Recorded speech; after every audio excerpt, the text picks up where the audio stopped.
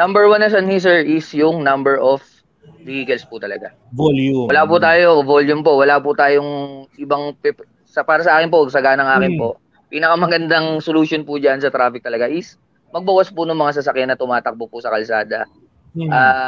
So, makikita naman po natin, di ba, yung sabi ko nga sa may bus rapid, ay sa bus carousel po natin, mas mabilis na po yung takbuhin po nila ngayon doon, yung mga bus kasi nga po, may sarili ng dinadaanan compared dun sa private.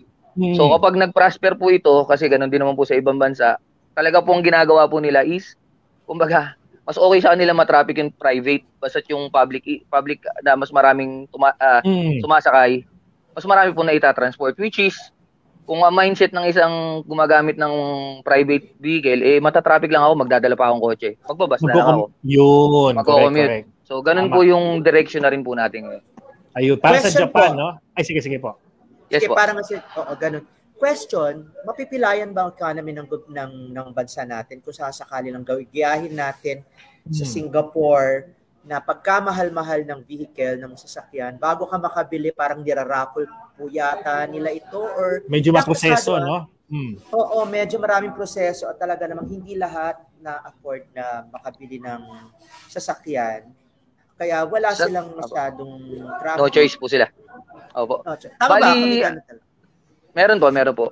So pati nga po yung parking nila, 'di ba po, mahal. Pagre-register mahal. So sa tingin ko po malaki para po sa akin bilang isang nag-aral po ng tungkol sa transport. Mas okay po sa akin po 'yon.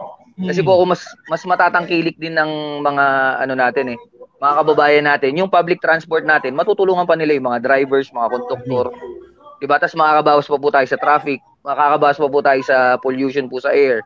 Dahil po mas kukunti na po yung tatakbon sa sasakyan. Kapag nangyari po yung katulad sa Singapore na mahal ang parking, mahal ang pagpaparehistro, niraraffle yung para ka magkaroon ng sasakyan. Kasi po ang pagdadrive nga po, sabi, hindi po siya karapatan. It is just a privilege po.